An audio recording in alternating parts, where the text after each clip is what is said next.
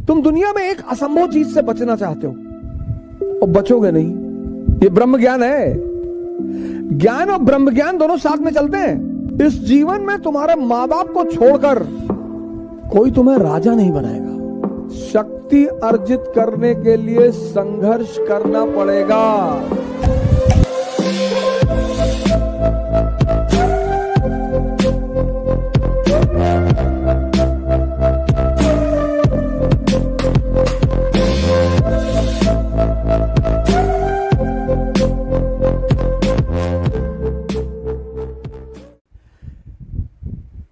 कि दूसरे की ताकत पर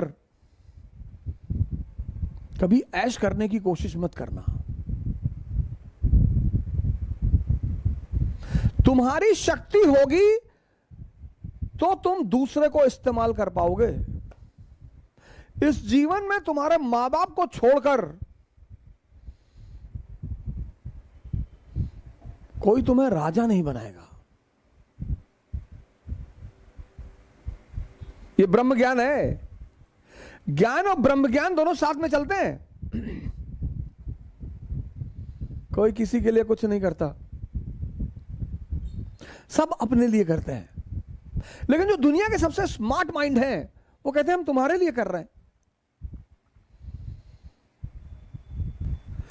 तुमको अपनी लड़ाई खुद ही लड़नी पड़ेगी, भले तुम्हारी दोस्ती भगवान से क्यों ना हो। अर्जुन की है तो अर्जुन की है तो तुम कभी चीजों को ध्यान नहीं देते ना। तुम्हारी गलती यह है, तुम दुनिया में एक असंभव चीज से बचना चाहते हो। इस देश में 90% लोग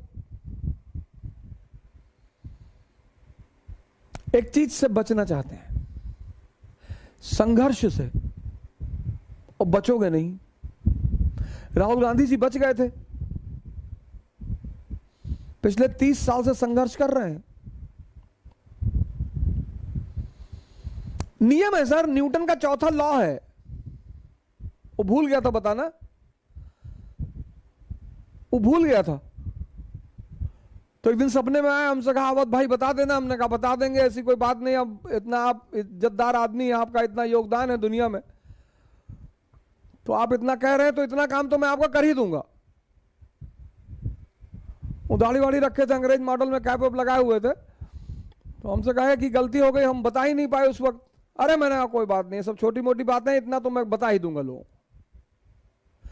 ये न्यूटन का चौथा सिद्धांत है। शक्ति अर्जित करने के लिए संघर्ष करना पड़ेगा। दुनिया में कोई ऐसी टी शर्ट नहीं आती कि ऐसे लगा लो तो बल्ला दिखाई पड़ने लगे। वो डिप्स लगाना पड़ेगा।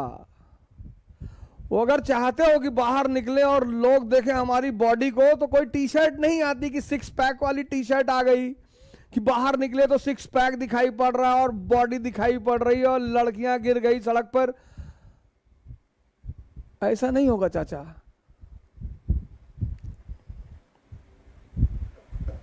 दुनिया में एक ही आदमी है जिसने बिना मरे जन्नत देखने की कोशिश की है, त्रिशंकु। सिद्धांत ना तोड़ पाओगे, बाहर निकलो यार। नहीं पढ़ने का मन कर रहा है, 50 किलोमीटर पैदल चलो। कम से कम शरीर की ताकत तो कुछ तो बढ़ेगा दुनिया में। गोंडा से फैजाबाद चले जाओ पैदल, गोंडा से बलरामपुर चले जाओ। पढ़ने का मन नहीं कर रहा है, हाँ तो पैदल चले आओ। वो फैजाबाद गोंडा से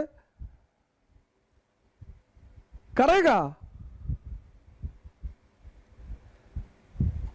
तुम टीचर से स्कूल में क्यों डरते हो? क्योंकि वो तुम्हें सजा देता है।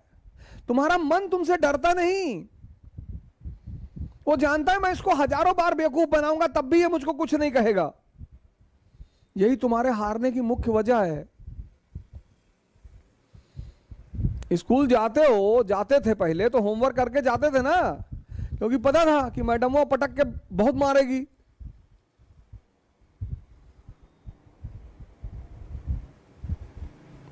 कैसे रोते थे टीचर के सामने कि मैडम जी रात में लाइट नहीं थी और लाइट कट गई, फिर हम होमवर्क नहीं कर पाए मैडम जी, तब पर भी मारती थी पटक के। हम तो कई बार पीटे गए हैं। डरते थे ना, तुम्हारा मन तुमसे डरता ही नहीं भाई। तुमको एक बार कोई बेवकूफ बनाएगा तुम छोड़ दोगे, 2 बार बनाएगा छोड़ दोगे, तो फिर वो लगातार बनाने लगेगा तुमको। वही तुम्हारा मन तुम्हारे साथ कर रहा है, तुमको लगातार बेवकूफ बना रहा है। आज अम्मा बीमार ही, काल भैंस भाग गए रही, परसों पानी गिरत है, पकौड़ी खाए के मन करत है, बुआ के यहाँ जाए गए, तब क्यों रो रहे हो?